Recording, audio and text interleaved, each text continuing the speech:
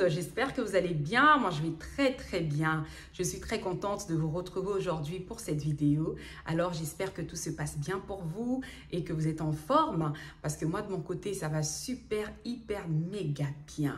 Alors voilà, je suis vraiment contente d'être là parmi vous en bonne santé. En tout cas, je suis vraiment très ravie. Alors aujourd'hui c'est une vidéo conseil. On parlera sur l'ennemi de la femme, voilà, hein? Vous verrez, vous avez vu le titre. Donc c'est une histoire.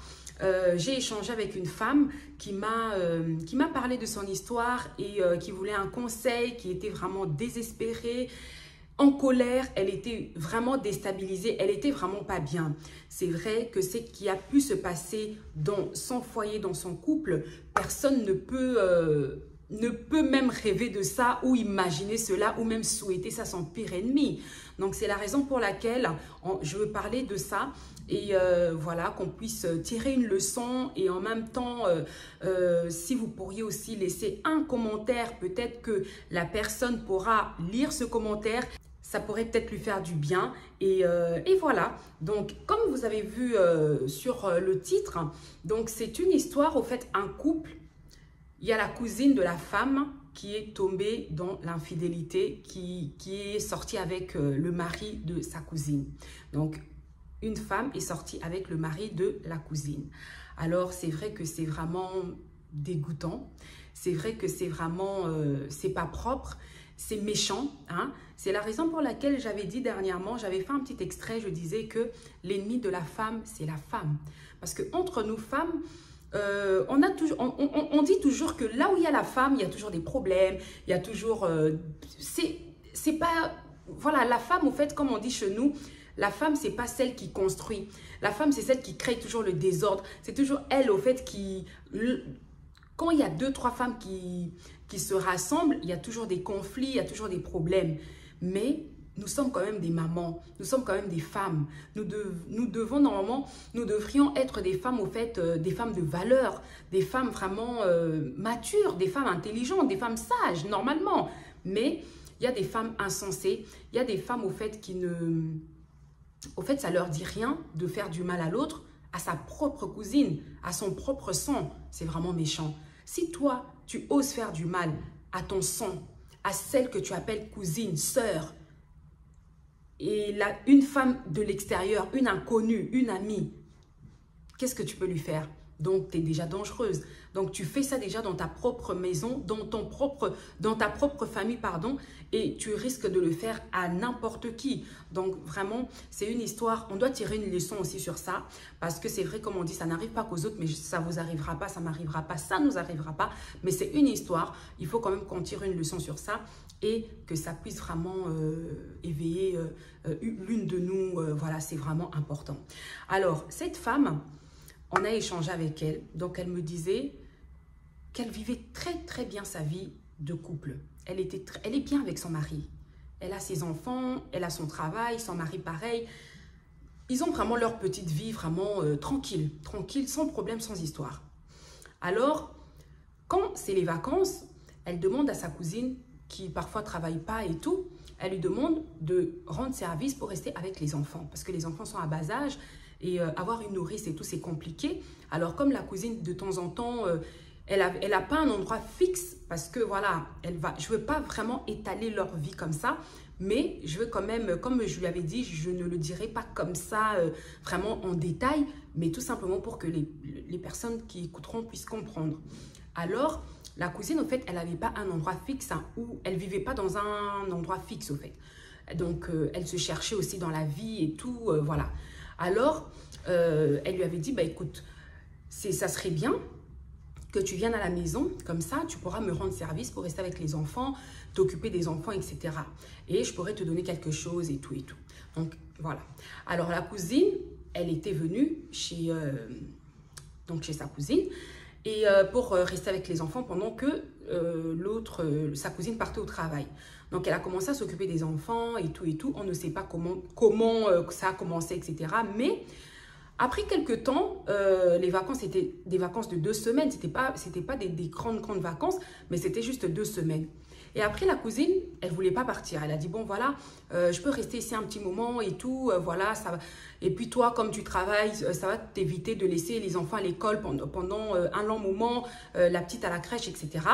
Et je pourrais t'aider. Comme ça, moi aussi, pendant que je suis en train de traiter mon dossier et tout. Et voilà, je peux rester là. Sa cousine, elle a dit, il n'y a pas de problème. Franchement, il n'y a pas de souci. Reste là et tout. Même, tu vois, même mon mari et tout, ils étaient tous d'accord, quoi. Ils ont dit, non, t'inquiète pas. Ici, c'est chez toi. Fais comme chez toi. Il n'y a pas de souci. En plus, c'est toi qui nous aides avec les enfants. Donc, il n'y a pas de problème. Alors, elles ont commencé à vivre et tout ensemble.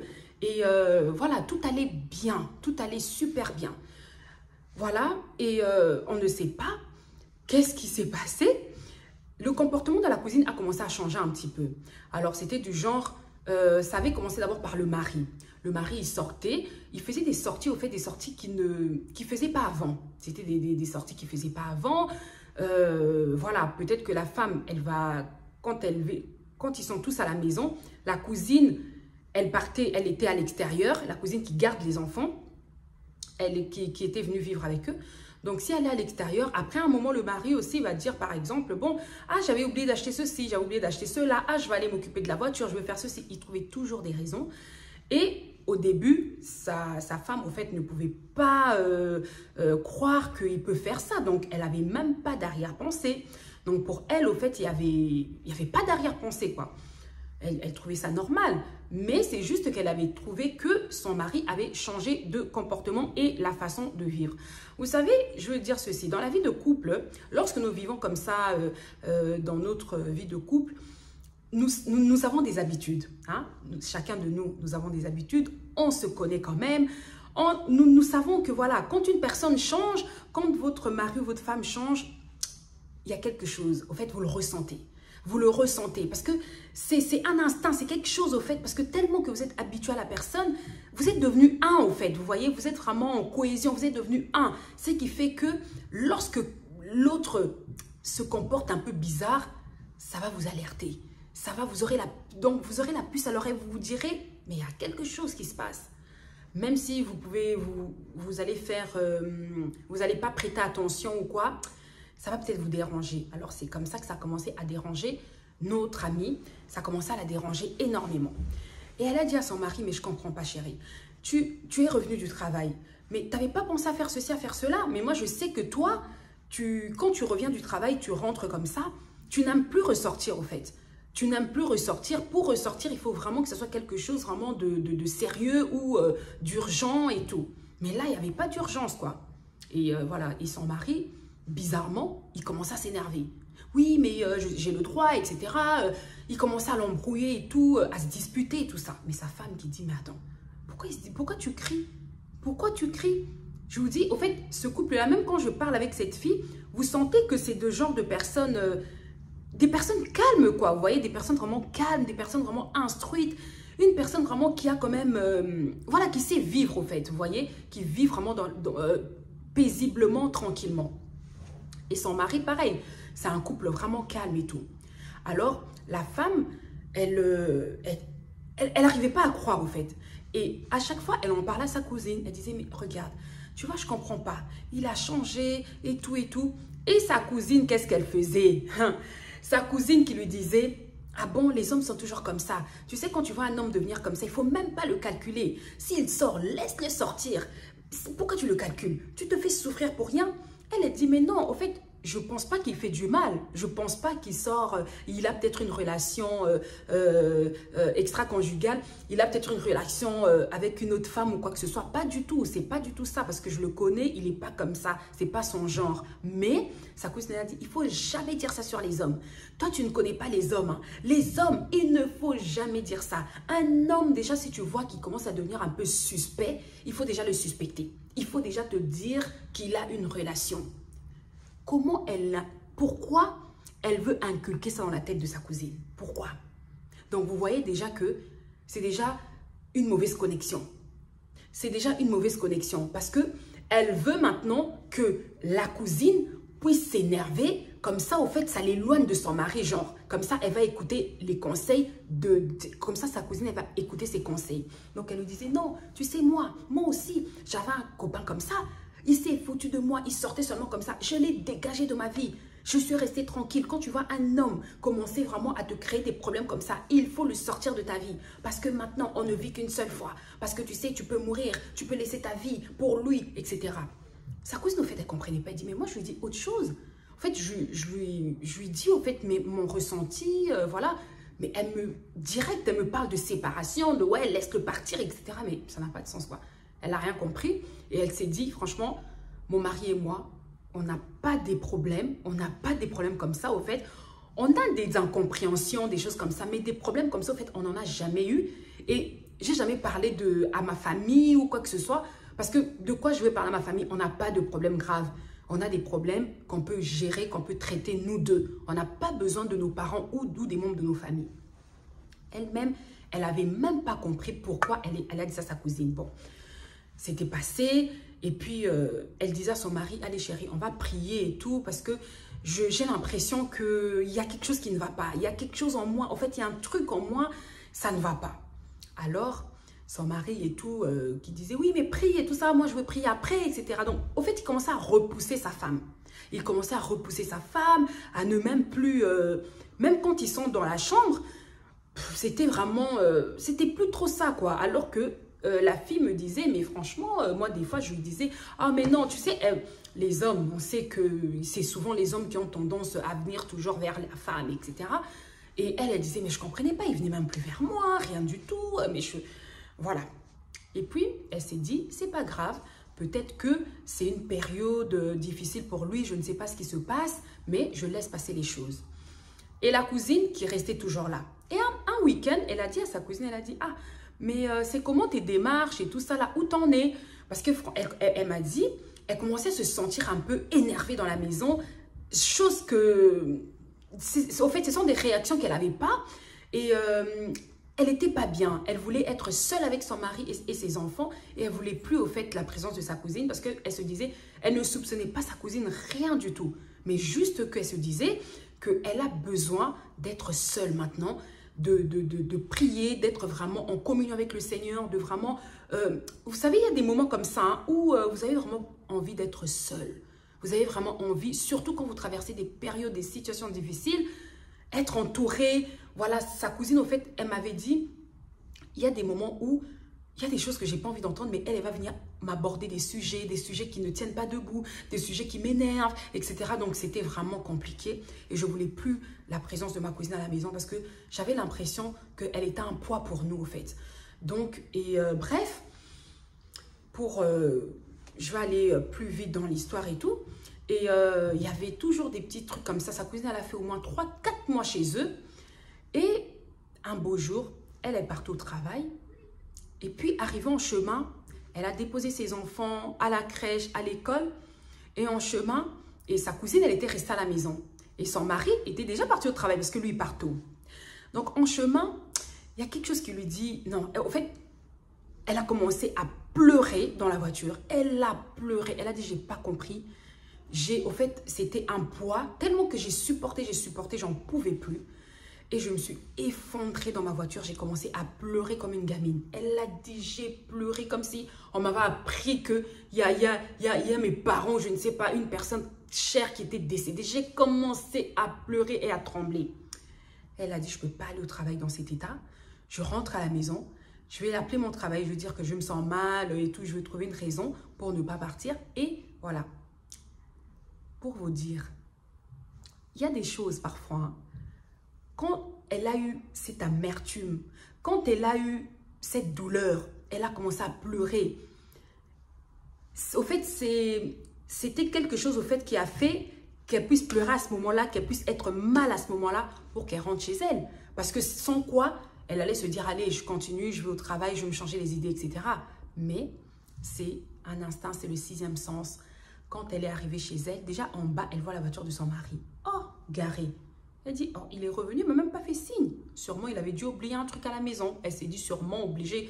Il a oublié en plus en ce moment, comme il est un peu dépassé. Elle a dit, sûrement, il a oublié un truc à la maison. Bon, voilà. Elle monte à la maison. Elle ouvre la porte. Elle rentre. Elle appelle son mari et tout. Elle entend, ça commence à bouger un peu. Elle avance. Sa cousine qui sort de sa chambre. sa cousine qui sort de sa chambre avec une serviette. Et elle était là, elle dit, tu sors de ma chambre, qu'est-ce que tu fais dans ma chambre?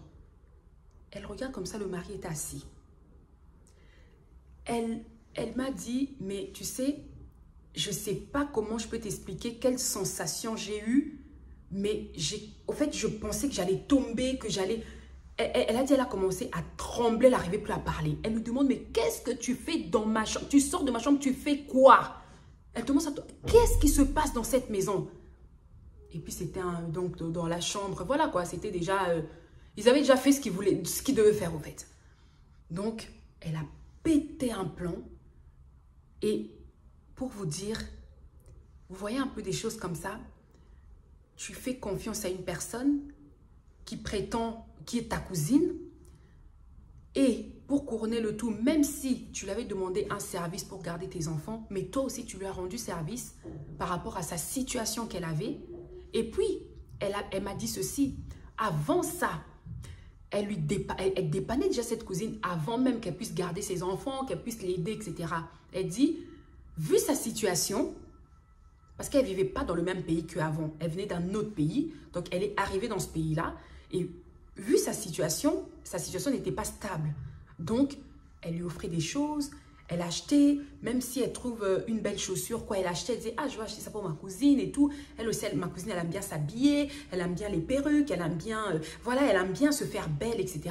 Donc, elle m'a dit, je n'oubliais pas ma cousine. Je lui prenais des petits trucs, même je lui disais, mais viens à la maison et tout, viens à la maison, on va se voir et tout, ça fait longtemps. Quand elle va venir, elle appelait pour la dépanner.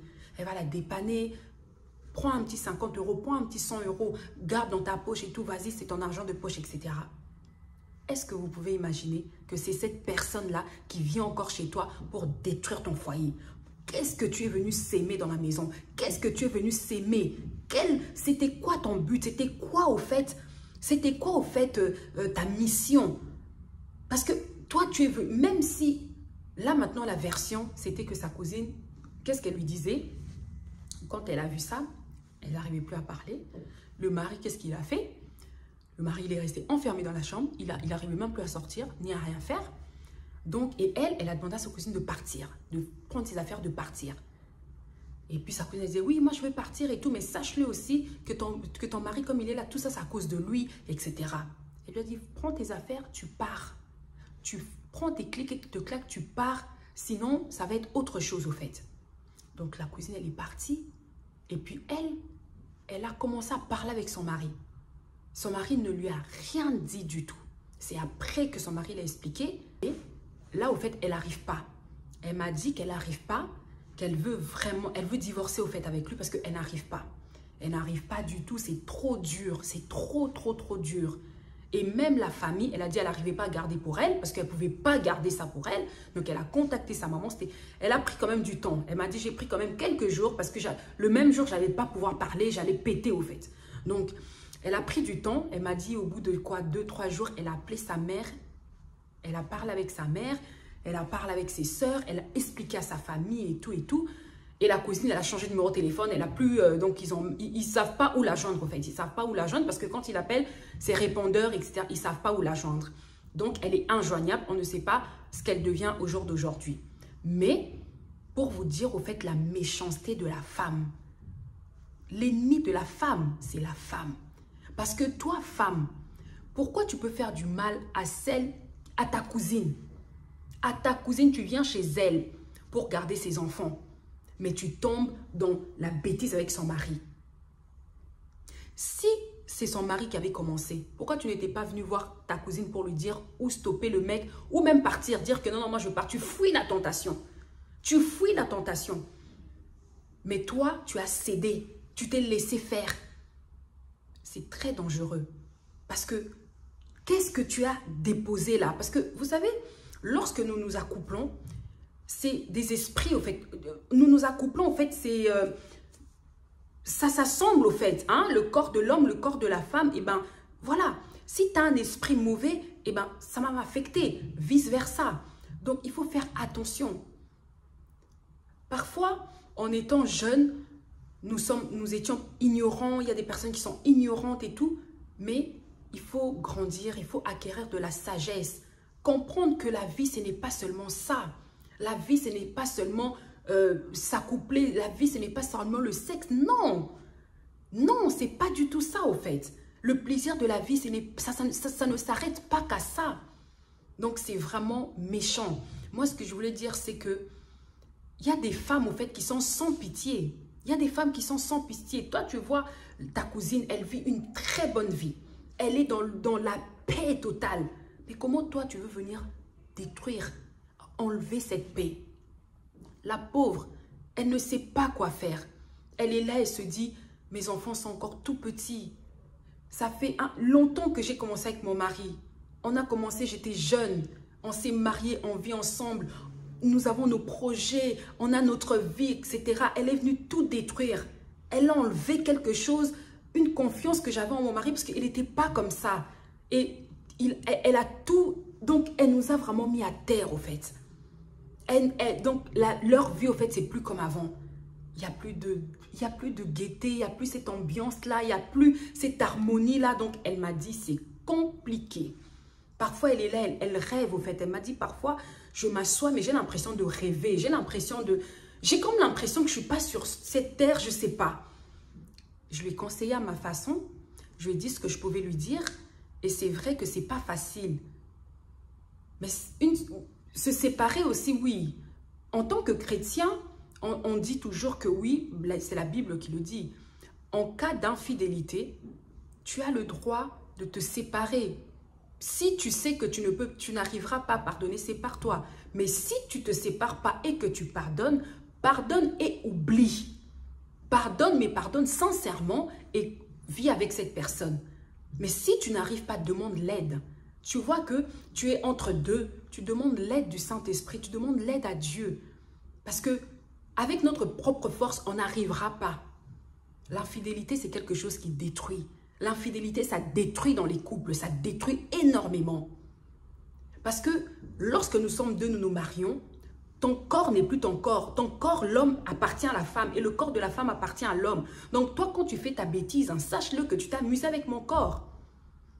Donc, il faut vraiment qu'on prenne conscience, que les hommes prennent conscience, que c'est vrai, la chair est faible, oui, mais il faut aussi apprendre à fuir la tentation. Quand tu vois qu'il y a une tentation, fuis. La chair est faible, mais voilà, quand il y a une tentation, tu la fuis. Et d'autant plus que ce couple-là, cet homme-là, c'était quand même un homme, au fait, c'est pas son genre. Donc, quand c'est pas ton genre, c'est quelque chose, au fait, parce qu'il y a des hommes qui font l'infidélité, vraiment pour eux, c'est normal. Je suis un homme, telle femme me plaît, je peux sortir avec elle, voilà, c'est tout à fait normal. Mais il y a des hommes qui ont des principes, qui ont une discipline de vie. Et c'était ce genre d'homme-là. Il a une discipline de vie, il a ses principes. Mais qu'est-ce qui a fait qu'il est tombé? Donc, c'est pour vous dire que on ne peut pas toujours dire que, ah non, lui, il est sérieux, lui, vraiment, ça. Non, on ne peut pas trop se focaliser sur le fait d'être sérieux, sur le fait de machin. Parce que la tentation de l'infidélité, parfois, comme je me dis, c'est un esprit. Vous savez, comme on dit, la chair est faible, mais l'esprit est disposé. En toi, tu veux faire des bonnes choses. Tu veux être agréable à ton Dieu. Tu veux être agréable même dans ton foyer, dans ton couple et tout. Mais tu es tombé. Alors, moi, j'ai donné des conseils à ma sista. Donc, j'ai échangé avec elle énormément, plus que le temps même que j'avais prévu. Mais j'espère en tout cas que Dieu va la fortifier, Dieu va la relever, Dieu va faire en sorte de penser sa plaie. C'est qui n'est pas facile parce que vous savez, l'infidélité dans un couple, ce n'est pas facile. Donc, ce n'est pas du tout facile. Mais si elle a la capacité vraiment de pardonner et d'oublier, c'est vrai que pour ne pas mentir, ça ne sera pas du jour au lendemain. C'est un travail à faire. C'est un travail à faire parce que là, elle est blessée intérieurement. Il faut d'abord qu'elle traite ça. Il faut qu'elle pardonne et qu'elle traite sa blessure. Mais si elle n'arrive pas à traiter ça, il n'y aura que des histoires dans son couple et ça ne sert à rien en fait. Vaut mieux même vous séparer au lieu de rester en train de vous chamailler à tout bout de champ parce que tu vas penser, parce que machin. Parce que vous savez, il faut contrôler au fait nos pensées, nos émotions. Donc quand on n'arrive pas à contrôler notre pensée, nos émotions, etc., ça va en cacahuète quoi. Donc voilà, c'est ça au fait ce que notre sister a pu vivre dans son couple, dans son foyer.